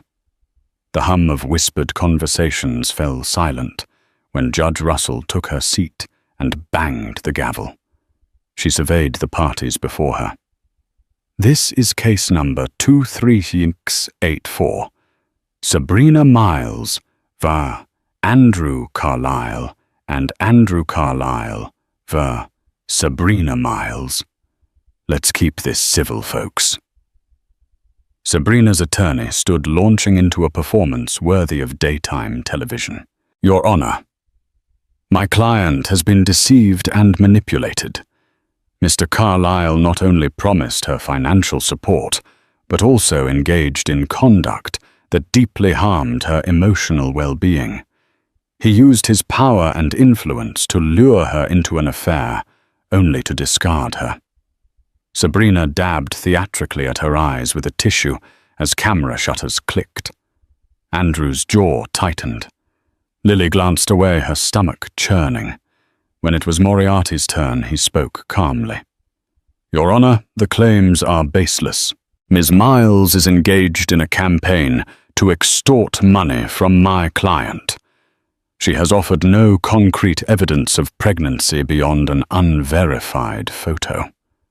Furthermore, she publicly accused Mrs. Carlyle of adultery, by insinuation, harming the Carlyle family's reputation. Judge Russell listened intently, her eyes flicking between the parties. I see. Well, Ms. Miles, since you've brought this suit, the burden of proof lies with you. The court will require medical proof of pregnancy if that claim is central to your damages. Also, slander and defamation are serious allegations to be proven by Mr. Carlyle's side. Sabrina's lawyer nodded. Of course, we will provide the necessary documentation. Judge Russell then turned to Lily, her gaze softening slightly. Mrs. Carlyle, you are here as a potential witness, correct? Lily's throat went dry. She managed a nod. I understand this is a sensitive matter, the judge continued. Let's proceed respectfully. The hearing ended with Judge Russell setting a subsequent date for evidentiary disclosure. As the parties rose to leave, reporters shouted questions, flashes blinding Lily. Sabrina strutted by, throwing Andrew a venomous glare. In the hallway, Andrew whispered to Lily, We'll get through this. I promise. Lily only tightened her arms around herself, unsure whether to believe him or if the worst was yet to come. After the preliminary hearing, rumors multiplied like wildfire. Online forums spun increasingly wild theories. Some speculated Lily had a secret lover. Others claimed Sabrina was never pregnant at all, but was blackmailing Andrew with something more sinister than an affair. Conspiracy-minded blogs emerged, calling the entire fiasco a setup staged to manipulate Carlyle Innovations' stock price. The stress took a toll on Lily, whose pregnancy was already delicate. She felt nauseous each morning, not just from hormonal changes, but from anxiety. Any time she left Sophia's apartment, paparazzi seemed to appear from nowhere, shouting invasive questions like, Is Andrew really the father? She dreaded going out. Dreaded her phone buzzing with yet more messages of either sympathy or scorn from people who had no idea what she was going through. Meanwhile, Andrew tried to regain control. He held an emergency press conference outside Carlyle Innovations headquarters. Standing behind a podium, he maintained a calm but firm demeanor. The rumors circulating are harmful and untrue, he said. My focus remains on the success of this company and the well-being of my family. I have no further comment on personal matters at this time. Sabrina, never one to be outdone, took to live streaming. I'm not trying to destroy Andrew Carlyle, she proclaimed to her thousands of followers. I'm just seeking justice for the promises he made to me and for the emotional damage I've suffered. No one should be used and discarded. People ate it up, and divisions formed. Some stood by, Andrew citing Sabrina's past manipulative behaviors, which started to surface from old acquaintances coming forward. Others supported Sabrina, believing she was a victim of power imbalance. And then there were Lily's supporters, outraged that this scandal overshadowed her pregnancy and subjected her to public scrutiny. A few days later, Lily received a summons to testify in court at the upcoming evidentiary hearing. As she read the official letter, her hands trembled. She knew Sabrina's lawyers would ask her humiliating, invasive questions, possibly even insinuating that her unborn child wasn't Andrew's. Lily felt sick at the thought, but resolved to stand her ground. Sophia helped Lily prepare. They rehearsed potential lines of questioning, focusing on answering truthfully without giving the opposition room to twist her words. "Stay calm," Sophia advised. "They'll try to shake you. Don't let them." Andrew, for his part, showed up at Sophia's apartment to offer moral support. He brought Lily's favorite takeout miso soup and dumplings, but the gesture felt painfully inadequate. Still, Lily appreciated the effort. They sat at the kitchen table exchanging stories of how the media was hounding them, how strangers felt entitled to comment on their private lives. In a rare moment of tenderness, Andrew placed a hand on Lily's belly. "How is our baby?" Lily, tears brimming. "Simply," said Strong. She hoped that was true. She hoped that despite the swirling storm, their child would remain safe. But as the next court date approached, the tension ratcheted higher. Everyone sensed that a major confrontation loomed, one that could forever reshape the lives of Andrew, Lily, and Sabrina. The courthouse brimmed with anticipation on the day of the evidentiary hearing. Cameras clicked incessantly as Andrew, Lily, and their legal team stepped out of a black SUV.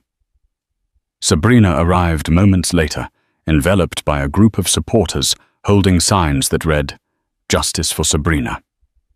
Judge Karen Russell's courtroom was once again packed to capacity. The bailiff called for order, and soon Sabrina's attorney, Garrett Bloom, strode to the center. He wasted no time. "Your Honor, my client is ready to present undeniable evidence of her pregnancy and the emotional distress caused by Mr. Carlyle." From a manila folder, Bloom removed several documents. Medical records showing Ms. Miles is indeed pregnant approximately 8 weeks along. Gasps erupted in the gallery. Andrew stared intently, trying to conceal his surprise. Sabrina looked triumphant. Next, Lily was called to the witness stand. Dressed conservatively in a navy suit, she moved carefully, mindful of her own pregnancy. After swearing the oath, she perched on the stand. Her nerves coiled like a spring. Bloom started his questioning slowly, but the tension in his voice was palpable. "Mrs. Carlyle, you are also pregnant, correct?" "Yes," Lily answered softly. Bloom leaned in. "How far along?" "About 15 weeks, she replied, her hand unconsciously moving over her stomach. "And you claim Mr. Carlyle is the father?" Her eyes flicked to Andrew, before returning to Bloom. "He is." Bloom paced. "Are you aware my client has alleged in conversations with her supporters that Mr. Carlyle confided doubts about being the father of your child?" Judge Russell shot Bloom a warning look. "Counsel, keep it factual." Bloom pressed on. "Mrs. Carlyle, is there any possibility that someone else fathered your baby?" Lily felt a surge of indignation.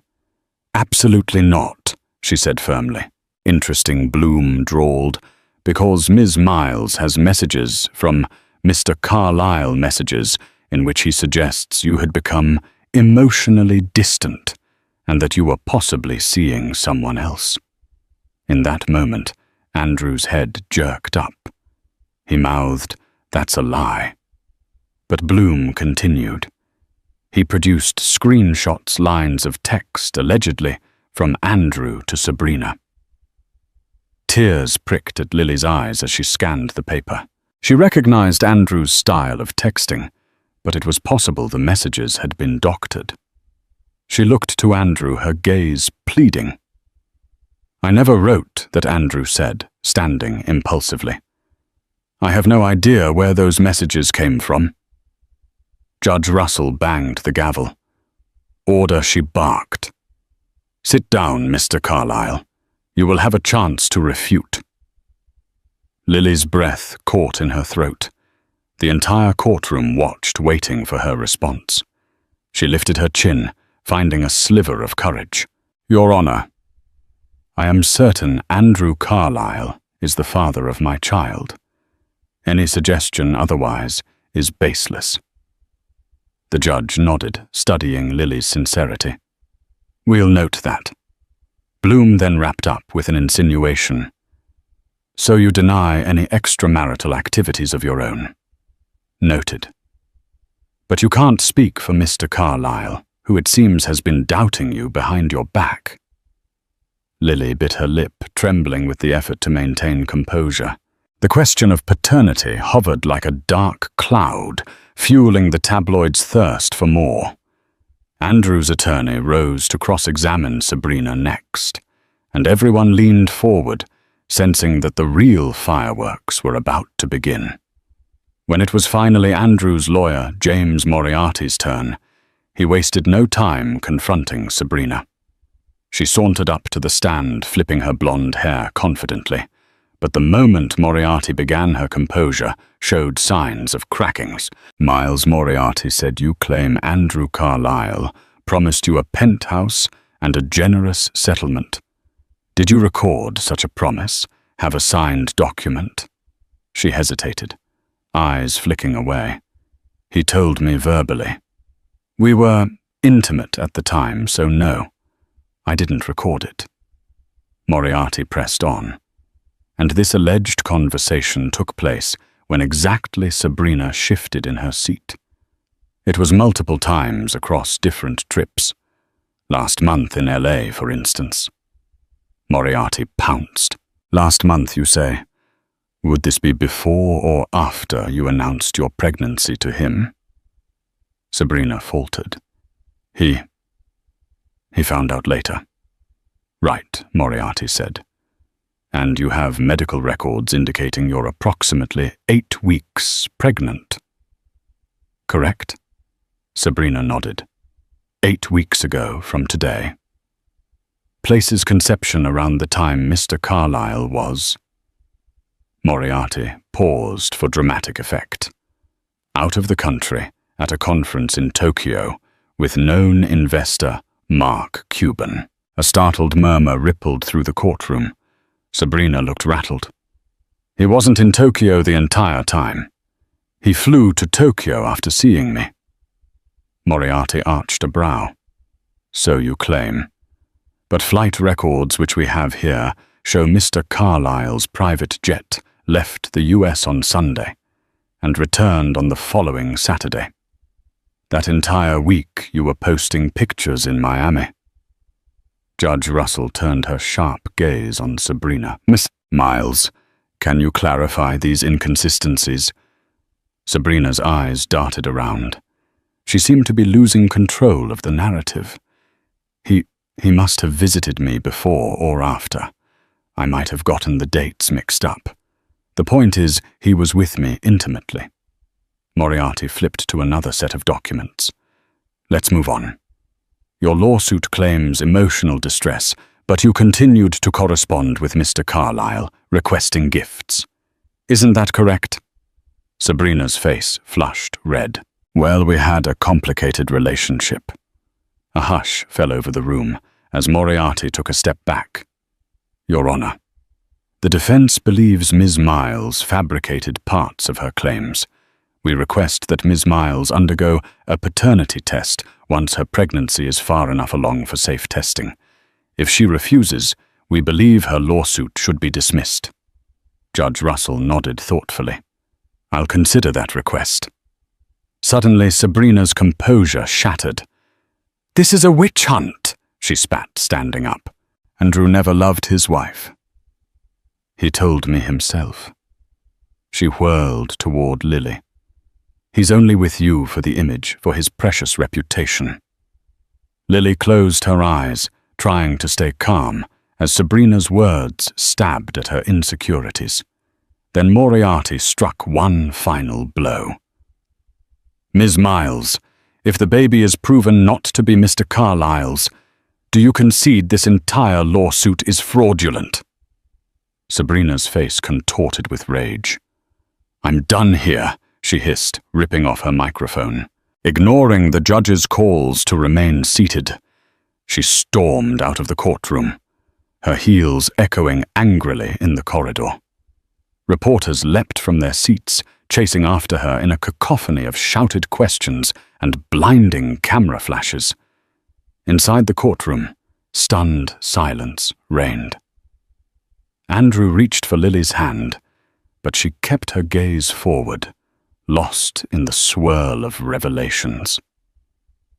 The courtroom emptied slowly, a dull roar of hushed conversations and rapid camera shutters trailing behind.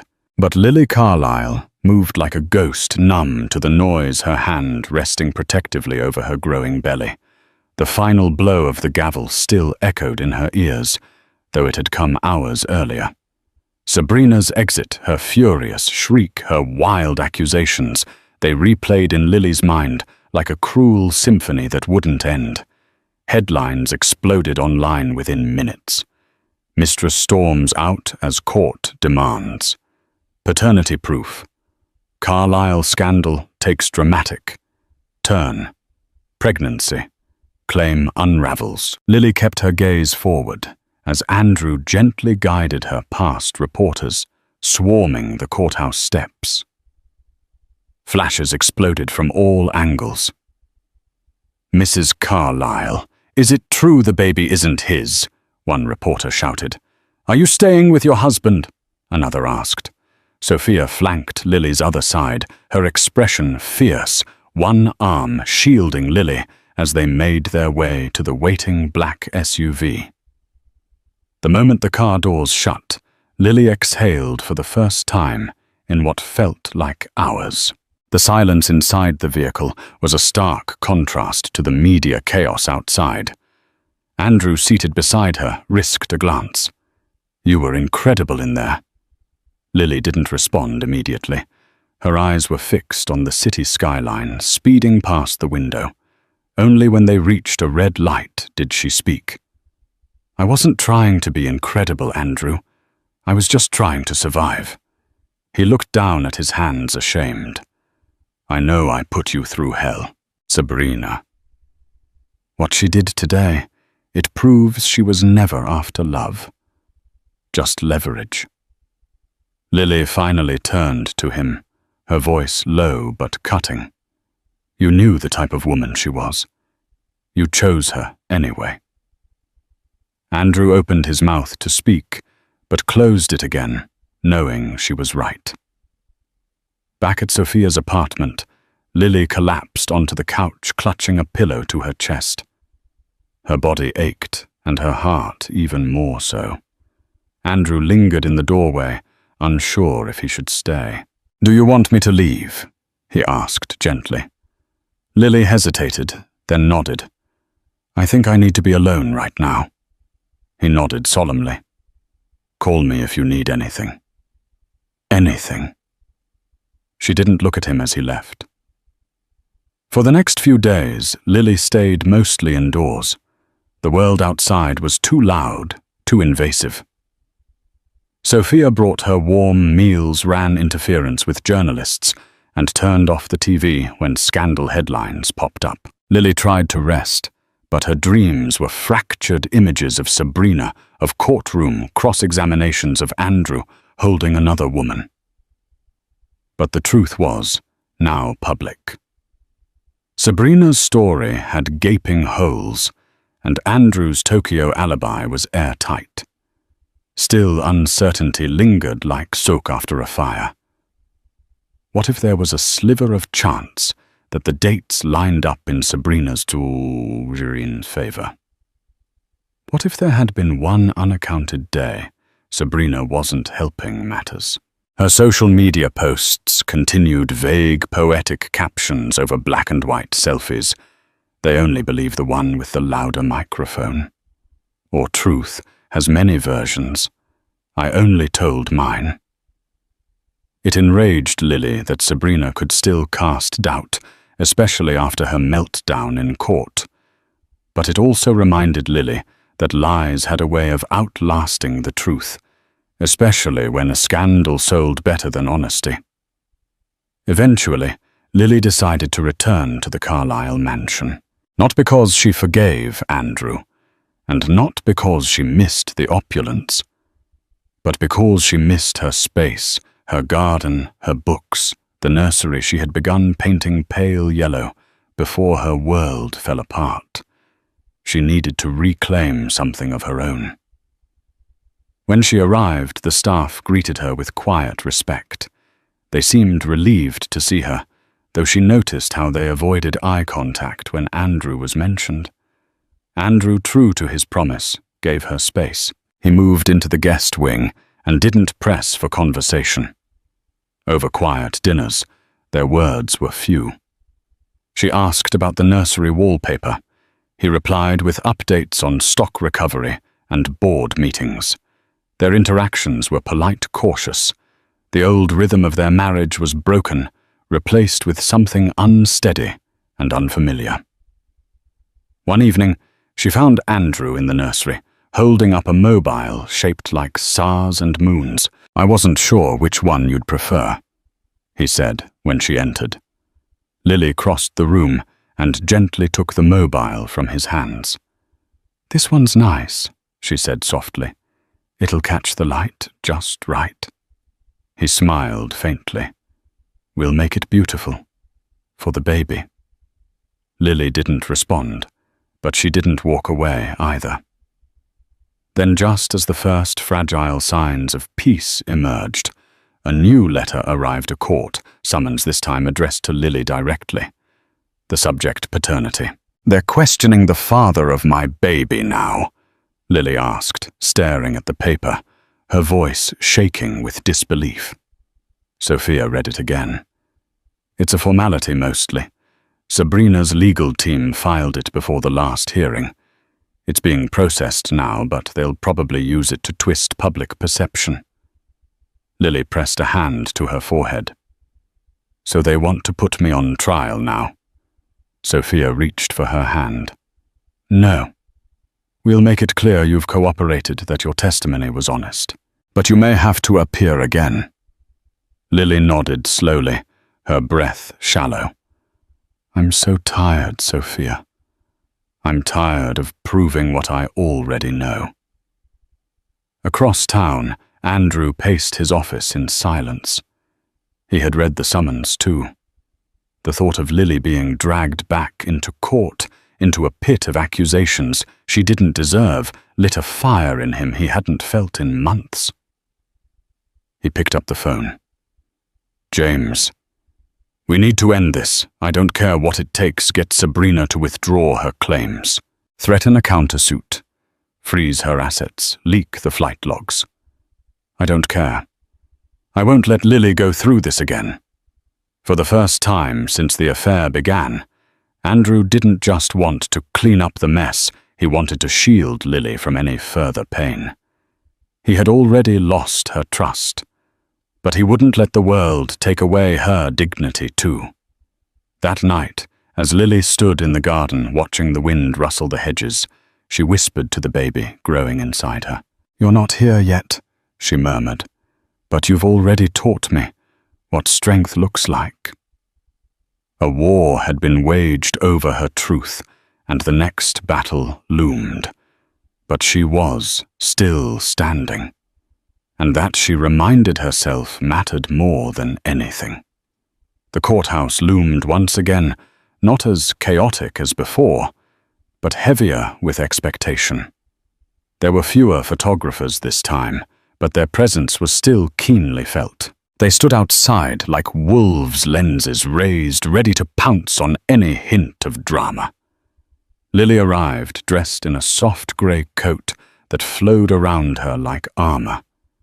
Her hand instinctively rested on her belly, now more prominent. The child inside had become her constant anchor in this storm. Inside the courtroom was colder than usual, not in temperature, but in tone. The air buzzed with anticipation, yet voices were muted. No Sabrina this time. No fiery glares or smug expressions from across the aisle. Just her lawyer, Garrett Bloom, seated stiffly at the plaintiff's table with a briefcase that looked far too empty for a case that once brimmed with noise and accusation. Andrew sat beside Lily, quiet and visibly drained. The fight had taken a toll. The man who once strode through boardrooms and benefit galas like a lion now looked hollowed out, stripped of his facade. But for the first time, he wasn't faking strength. He was simply present. Judge Karen Russell entered promptly. Her expression was stern as always, but there was something beneath the surface, an undercurrent of finality. She'd seen enough scandals in her courtroom to know when the show was over. "We are here to finalize the matter of Sabrina Miles versus Andrew Carlisle," she announced. "It appears Ms. Miles is absent today." Garrett Bloom stood, Your Honor. "Miss Miles has experienced continued emotional distress and is unable to attend in person. We request leniency and a continuance to allow her more time." Russell raised one eyebrow. "Counselor Ms. Miles has missed 2 hearings and failed to submit several court-ordered documents. At this point, delay is no longer an option." Moriarty Andrews' formidable attorney rose. "We ask that the court proceed with the evidence on hand, including the results of the paternity test and the failure of the plaintiff to provide any substantiated documentation of a financial agreement." Russell gave a curt nod and reached for the white envelope that had been delivered under tight chain of custody protocol. The courtroom held its collective breath as she slit the seal and unfolded the contents. Silence. Then her voice rang clear and firm. "According to the results of the court-ordered non-invasive prenatal paternity test, the probability that Andrew Carlisle is the biological father of the unborn child carried by Ms. Sabrina Miles is 0%. The words echoed like a bell tolling the end of a war. Lily exhaled, her shoulders finally sagging. Andrew's eyes closed briefly, and when they opened again, there was a shimmer of unshed tears, not of sorrow, but of release. Moriarty didn't waste a second. "Your Honor, with this new evidence, and Ms. Miles's continued refusal to provide additional proof of any contract or verbal agreement, we move to dismiss the plaintiff's case in full and request consideration of damages under our countersuit." Bloom cleared his throat, clearly uncomfortable. "We concede to the dismissal of the initial suit. Regarding the countersuit, we request negotiation in private chambers before any ruling." Judge Russell tapped her pen thoughtfully. "Very well. The court hereby dismisses Ms. Miles's claims for financial support, emotional damages, and breach of agreement. Furthermore, this court finds no evidence substantiating her defamation claims or the alleged promises made by Mr. Carlisle." Then she turned to Lily. "Mrs. Carlisle," she said, her tone softening. "For the first time in the proceedings, your integrity and personal life have been publicly questioned, and your role throughout this case has been admirable. You have the right to speak now, should you wish to make a statement." Lily rose slowly. The courtroom watched as she stepped forward, her figure framed by the morning light filtering through the tall windows. She didn't need a microphone. Her voice, calm and clear, filled the room. "For months, I've had to listen to strangers speculate about my marriage, my pregnancy, and my character. I've had to protect myself and my unborn child from lies that were designed to hurt, And while today brings some closure, the pain of what happened doesn't disappear overnight. She looked briefly at Andrew, then back at the judge. But I am not here to be pitied. I am here to reclaim my peace, my name, and my right to live without constant judgment. Let this be the final chapter of that. Judge Russell nodded. Well said. You are dismissed, Mrs. Carlyle. The courtroom emptied slowly with murmurs filling the space where once silence had ruled. Bloom gathered his briefcase and exited quickly. The press waited like vultures outside, but this time security held them back. In the hallway, Andrew reached out to Lily. Thank you for standing tall. I don't deserve your support. Lily didn't take his hand, but she didn't pull away either. I didn't stand for you, Andrew. I stood for the truth and for our child. Don't confuse the two. He nodded, guilt etched into his features. I understand. Truly. Later that afternoon, news outlets exploded with the verdict. Paternity test clears Carlyle. Mistress vanishes Carlyle scandal ends in courtroom victory. The public opinion began to shift. Sympathy leaned toward Lily, painting her as the poised, wronged wife who had carried herself with grace. But Lily wasn't interested in redemption arcs. Back at the mansion, she stood in the nursery again, this time, with no anger in her heart, only a quiet resolve. The mobile above the crib twirled gently, catching sunlight like stars flickering in motion. Sophia joined her, leaning against the doorframe. You did it, Sophia said softly. No. Lily corrected. I survived it. Downstairs, Andrew sat alone in the library. Fingers steepled, staring at a framed photo of the two of them from their college days, back when love had felt easy. Before ambition, temptation and betrayal tainted it. He didn't know if Lily would ever forgive him. He didn't know if their child would ever see him as more than the man who broke their mother's heart.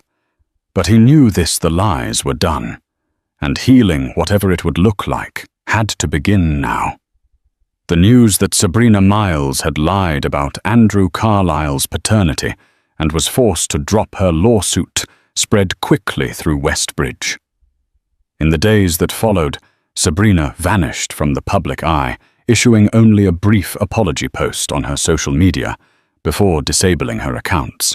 Rumor had it, she left the city to start anew elsewhere. Andrew's company stock rebounded. Carlyle Innovations returned its focus to green technologies with new deals and partnerships on the horizon. Public sympathy turned toward Lily, who had been unwittingly dragged into a scandal. Many admired her grace under fire. Still, Lily struggled privately. The betrayal by Andrew and the humiliation from Sabrina's public lies had cut deep. In time, Lily decided to stay in the Carlyle mansion, primarily for the stability it offered her unborn child. She and Andrew entered counseling, a fragile bridge toward reconciliation. Some nights he would knock on her door and ask if she needed anything. Slowly they shared quiet moments, listening to the baby's heartbeat, planning a nursery. Andrew vowed to prove his loyalty not just with words, but with consistent actions. No one knew if their marriage would fully recover. But Lily found solace in small, hopeful steps forward. And as the city moved on to the next scandal, Lily prepared for the most important role of her life motherhood. Whether that journey would include Andrew as a loving partner remained an unanswered question, a story yet unfolding. Thank you for joining us on this unforgettable journey of hidden secrets, courtroom drama, and unexpected twists. The scandalous affair, a shocking pregnancy question, and a mistress storming out set the stage for truths that had to be confronted, no matter the cost. At its core, this is a story about betrayal, resilience, and the power of honesty, reminding us that even in the darkest moments, truth can pave the way for hope and healing. If you found yourself on the edge of your seat, make sure to like this video, share it with friends who love a good real-life drama, and subscribe to our channel for more captivating tales. Your support helps us bring you more stories that stir emotions and spark the imagination. So stay tuned, because who knows what dramatic twists await in the next compelling story.